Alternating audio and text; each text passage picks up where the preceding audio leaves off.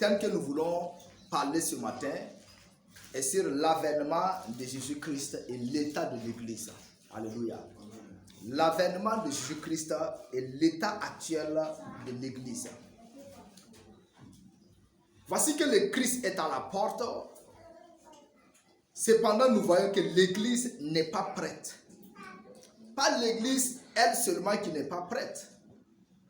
Les âmes ne s'activent pas. Les efforts même que l'Église est en train de faire dans le monde pour attirer les âmes dans l'Église là, ces efforts-là ne sont pas vraiment, n'ont pas vraiment de résultats subséquents.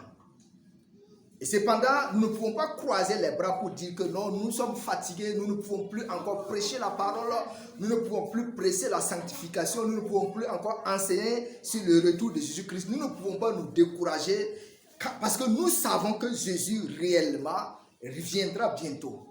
Et pour cela, nous ne pouvons pas nous décourager, même si ça ne va pas. Même si les gens ne nous aiment pas, même si l'Église même ne nous aime pas, même si le monde ne nous aime pas, même si les hommes ne veulent pas accepter, nous devons absolument et quand même prêcher le retour de Jésus-Christ parce que réellement il doit revenir bientôt. Nous devons évaluer ensemble pour voir l'état du monde.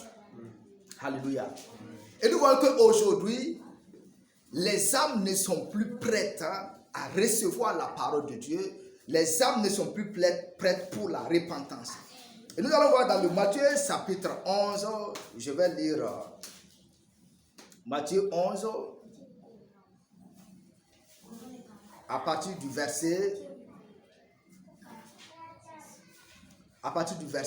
18. Je lis au nom de Jésus-Christ. Quand Jean est venu, ne mangeant ni ne buvant, et il dit, il a un démon. Verset 19, le Fils de l'homme est venu mangeant et buvant, et ils disent, c'est un mangeur et un buveur parmi les publicains et les gens de mauvaise vie. Mais la sagesse a été justifiée par ses œuvres. Verset 20, alors ils se mirent à faire des reproches aux villes dans lesquelles avaient eu lieu la plupart de ces miracles parce qu'elles ne s'étaient pas repenties. Voici le problème. Le verset 21, nous allons lire quelques reproches sûrement que Jésus avait fait à sa génération, à ses contemporains, les lieux sur lesquels il avait prêché la parole, les lieux sur lesquels il avait opéré des miracles. Il dit, malheur à toi, Chorazin, malheur à toi, Bethsaïda, car si les miracles qui ont été faits au milieu de vous avaient été faits dans Tyr et dans Sidon, il y a longtemps qu'elle se serait repentie en reprenant les sacs et du centre. C'est pourquoi je vous l'ai dit, le jour du jugement, Tyr et Sidon seront traités moins rigoureusement que vous. Alléluia. Il dit, et toi, Capernaum, seras-tu élevé jusqu'au ciel? Non. Tu seras abaissé jusqu'au séjour des morts, car si les miracles qui ont été faits au milieu de toi avaient été faits dans Sodome, elles subsisteraient encore aujourd'hui. Alléluia. Voici qu'aujourd'hui, nous avons une opportunité. Le monde a une grande opportunité. Les miracles sont opérés, les pasteurs sont un peu partout, la parole est prêchée, les miracles sont opérés. Les âmes viennent d'ailleurs pour recevoir la prière. Et les problèmes sont résolus.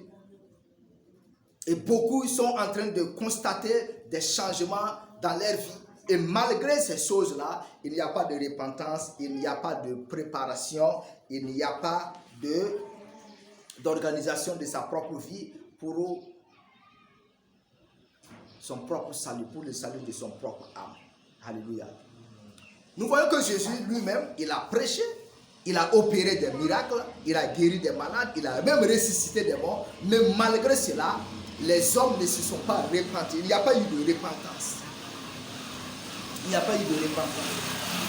Et c'est pour nous encourager ce matin que nous aussi, nous ne devons pas nous décourager si la repentance n'est pas proportionnelle aux œuvres que Dieu nous utilise à faire à travers autour de nous. Nous ne devons pas nous décourager. Si Jésus ne s'est pas découragé, de toutes les façons, l'évangile est prêché pour des objectifs, pour délivrer et pour condamner. Il dit, celui qui croira et qui sera baptisé sera sauvé, mais celui qui ne croira pas sera condamné. Donc, l'évangile a une double fonction.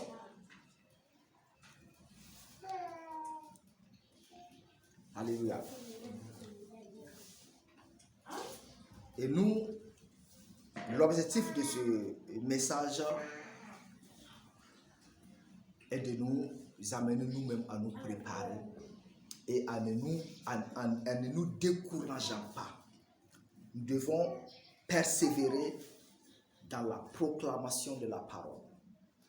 Nous devons persévérer dans la louange et dans l'adoration parce que le Messie certainement est à la porte. Si nous regardons aujourd'hui à travers le monde, ce qui se passe aujourd'hui, les hommes se livrent particulièrement au plaisir et au désir sans se soucier, sans penser à l'Éternel qui les a créés, à l'Éternel qui les a disposés pour avoir même un plaisir. Alléluia. Ma prière est que le Seigneur, dans sa grâce, nous délivre au nom puissant de Jésus-Christ. Que le Seigneur, dans sa grâce, nous fortifie, afin que nous-mêmes, nous puissions davantage persévérer dans la préparation des âmes et dans la consécration au nom de Jésus-Christ. Amen. Amen. Alléluia. Amen.